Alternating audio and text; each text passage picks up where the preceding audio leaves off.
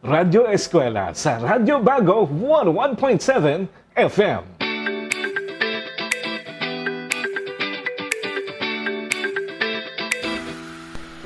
Maayong adlaw sa tanan nga tagpalamati diri sa aton programa ang Eskwelahan sa Kahanginan, Radyo Eskwela 101.7 FM, ang radyo sang mga bagonhon. Aton ini.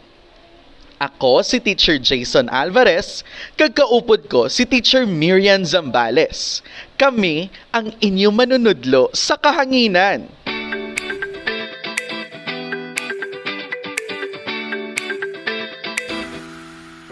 Maayong adlaw mga bata nga yara sa ikaduha nga halintang. Ari naman kita liwat sa kahanginan para magpalayag sa mga bag-o nga leksyon sa sininga tuig 2021 tubtub 2022. Gani, ihanda na ang inyo dalunggan sa pagpamati.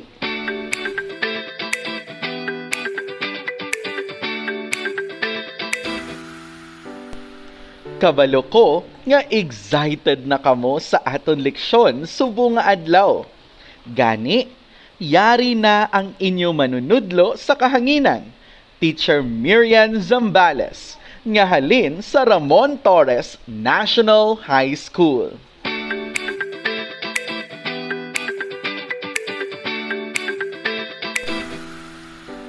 Maayong adlaw mga bata nga yara sa ikaduha nga halintang. Ako si Teacher Marian, ang inyo manunudlo sa Araling Panlipunan. Dali, updin niyo ako sa pagtuon naton sa aton nga leksyon sa una nga semana sang quarter 1. Ang aton leksyon subong nga adlaw amo ang akon komunidad. Pagkatapos ang sini nga leksyon, kinalauman nga maintindihan ang konsepto sang komunidad, na isa-isa ang mga elemento sang komunidad, napaatag ang parte sang institusyon sa komunidad sa pagporma sang pagkatawo.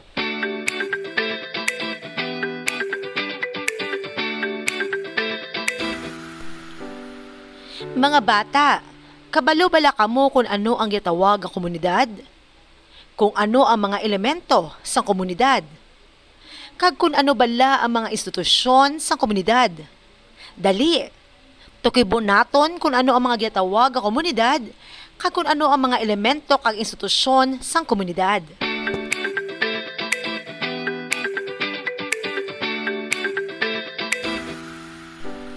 Mga bata, ano bala ang konsepto sang komunidad?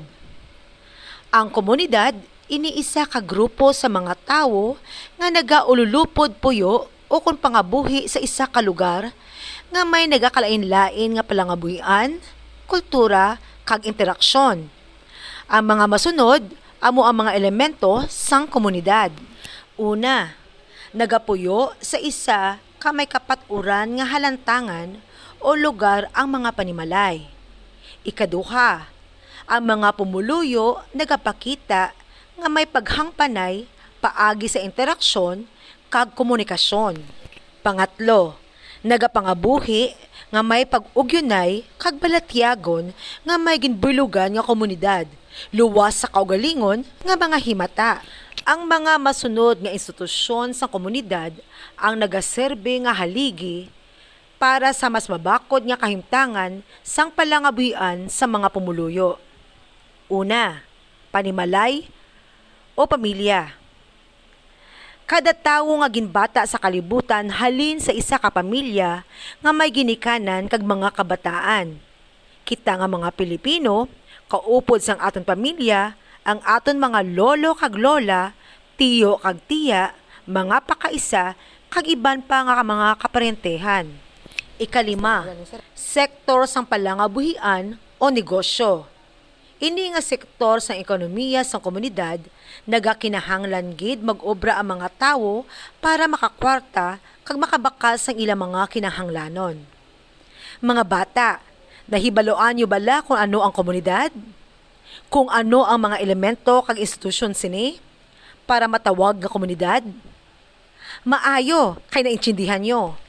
Ang mga komunidad ginasakop sa mga tawo nga nagaululupod sa pamilya. Ikaduha, simbahan o relihiyon.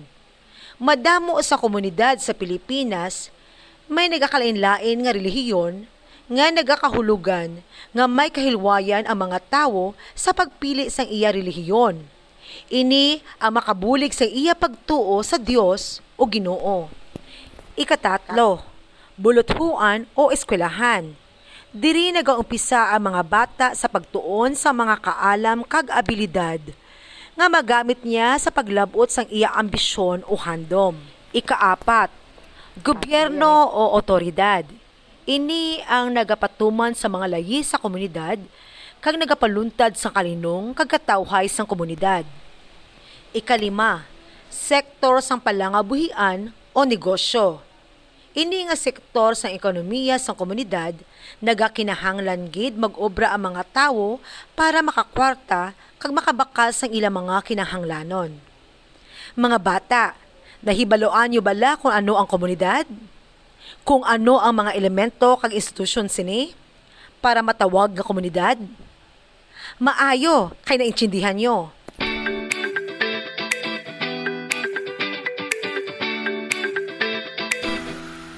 Sa subong nga tion, buksi ang inyong module sa maghanas. Sa letra B, magkuha sang papel kag lapis kag isulat ang husto nga sabat. Handa na bala kamo? Kung handa na kamo, masugod na kita. Direksyon. Pilion kung ano ang ginalaragway sa kada numero kag isulat ang letra sang husto nga sabat. Ang masunod, amo ang pililian.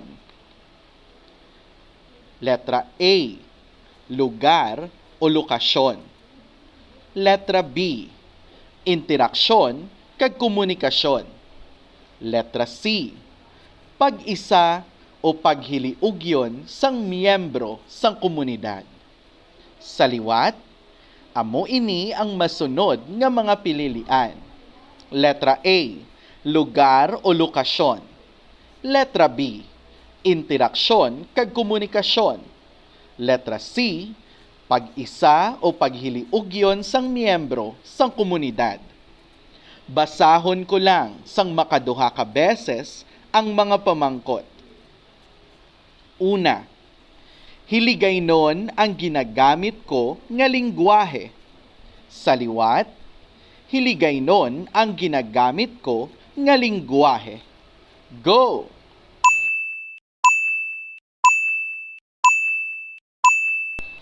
Ikaduha nga numero.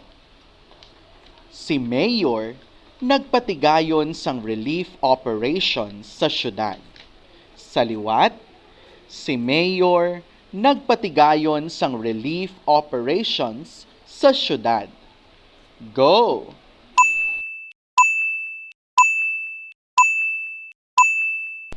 Ikatatlo nga numero. Naga-istar ang pamilya namon sa baryo. Naga-istar ang pamilya namon sa baryo. Go!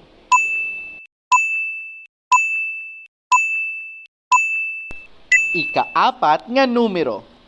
Naninlo sa ila palibot ang kada barangay para malikawan ang pagdamo sang lamok. Naninlo sa ila palibot ang kada barangay para malikawan ang pagdamo sang lamok. Go!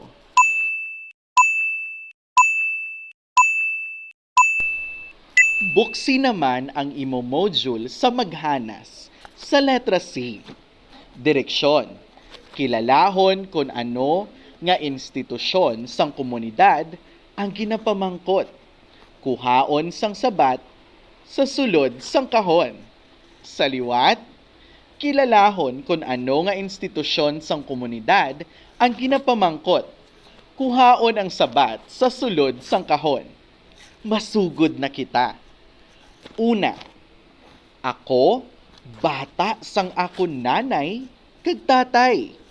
Sa liwat, ako, bata sang akon nanay kag tatay.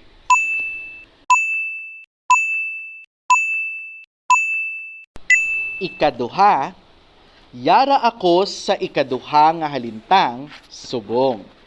Yara ako sa ikaduha nga halintang subong.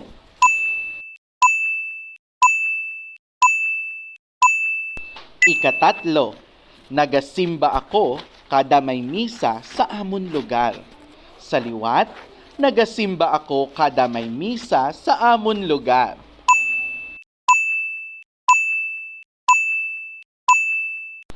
Ikaapat, si Tito Roy nagabaligya sang taho. Si Tito Roy nagabaligya sang taho.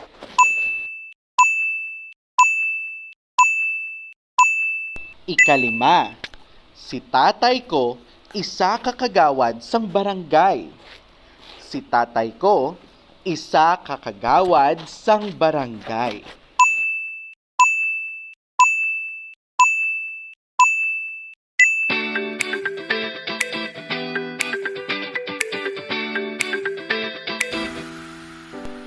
Time is up! Mga bata, ato na balikan ang inyo sabat sa maghanas. Ang mga masunod amo ang sabat sa maghanas. Letra B. Una nga numero. B. Interaksyon kag komunikasyon. Ikaduha nga numero. C. Pag-isa o paghiliugyon sang miyembro sang komunidad. Ikatatlo nga numero. A. Lugar o lokasyon. Ikaapat nga numero. C. Pag-isa o paghiliugyon sang miyembro sang komunidad. Ikalima nga numero. A. Lugar o lokasyon. Ang mga masunod naman amo ang sabat sa maghanas, letra C. Una nga numero. Letra C. Pamilya. Ikaduha nga numero. Letra D. Eskwelahan. Ikatlo nga numero. Letra A. Simbahan. Ikaapat nga numero. Letra E. Palangabuhian. Ikalima nga numero. Letra B. Gobyerno. Nakakuha bala kamo sang mataas nga score? Abaw! Kasagad sa inyo. Gani, palakpakin nyo ang inyo kaugalingon.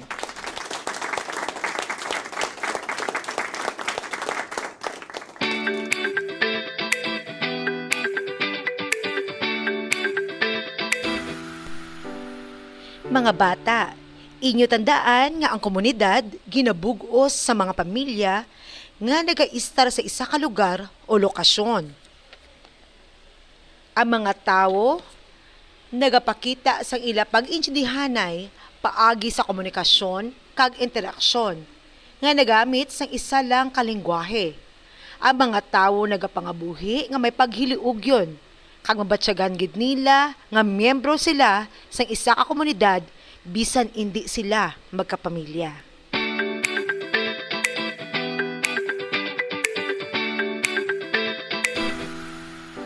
Para matakos naton ang inyo natun-an subong nga adlaw, inyo pagasabton ang pagtakos sang imo ihibalo. Direksyon. Pilion ang nagakaigo nga sabat sa mga pamangkot. Basahon ko lang sa makaduha ka beses ang kada pamangkot. Para sa una nga pamangkot, diin sa mga masunod ang hindi kabahin sa mga institusyon sa komunidad. Sa liwat, sa diin sa mga masunod ang hindi kabahin sa mga institusyon sa komunidad. A. Simbahan. B. Kalangitan. C. Ospital. D. Pamilya. A. Simbahan. B. Kalangitan. C. Ospital. D. Pamilya.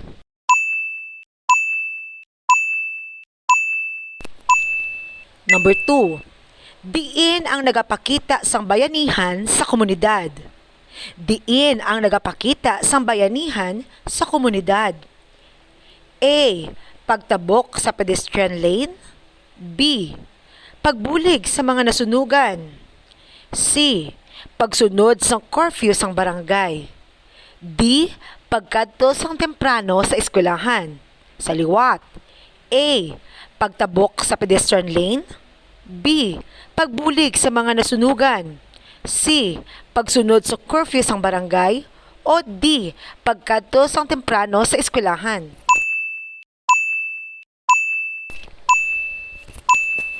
Paano mag-intindihanay ang mga tao sa isa ka komunidad?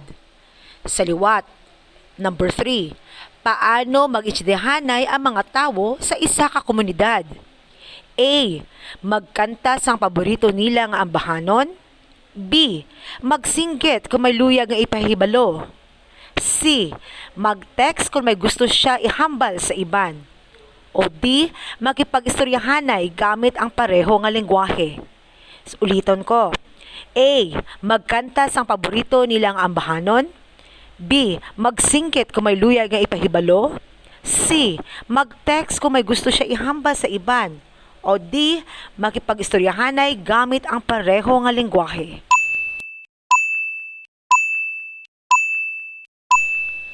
Number 4. Diin sa mga masunod ang indi lokasyon sang komunidad. Diin sa mga masunod ang indi lokasyon sang komunidad. A. Iban nga planeta. B. Sitio o purok. C. Syudad. D. Kabukiran. Sa liwat. A. Iban nga planeta. B. Sitio o purok. C. Syudad. D. Kabukiran.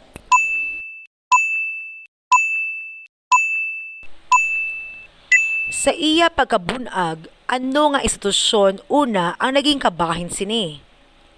Sa iya pagkabunag, ano nga institusyon una nga naging kabahin sini? A. Gobyerno. B. Simbahan. C. Pamilya. D. Eskwelahan. A. Gobyerno. B. Simbahan. C. Pamilya. D. Eskwelahan.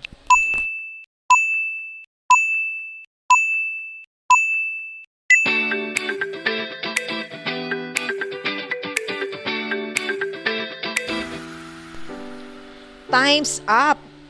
Hibaluon na naton kung eksakto ang inyo mga sabat sa pagtakos sang imo ihibalo. Ang mga masunod amo ang sabat. Number 1, B. Kalangitan. Number 2, B. Pagbulig sa mga nasunugan. Number 3, D. Magipag-istoryahanay gamit ang pareho nga lengguwahe. 4, A. Iban nga planeta. 5. C. Pamilya. Nakakuha bala kamo sa mataas nga score? Abaw, kasagad sa inyo, kay nakakuha kamo sa mataas nga score. Gani, palakpakiliwat ang inyo kaugalingon.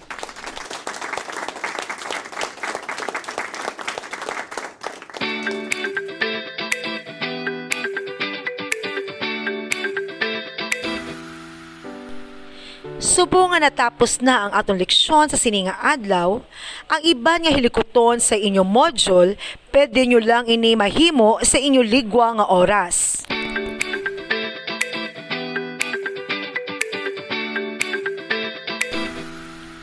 Madamo gid nga salamat sa inyo padayon nga pagsuporta sa atong leksyon sa kahanginan. Sa liwat, ako si Teacher Marian. Bye-bye, keep safe, and God bless.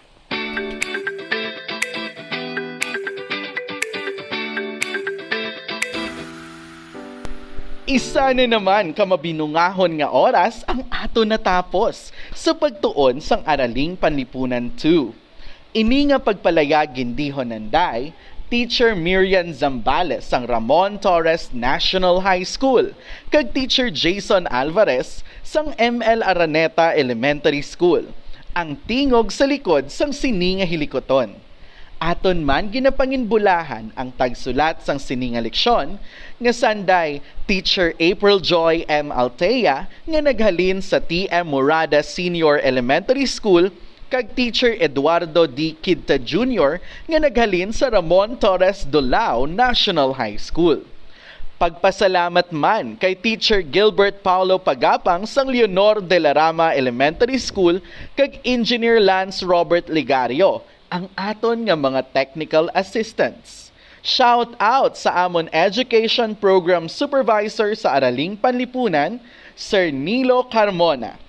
Tubtub sa liwat, ini ang inyo tagpalayag sa kahanginan, Teacher Jason, dire sa Radyo Eskwela 101.7 FM, ang radyo sa mga bagunhon.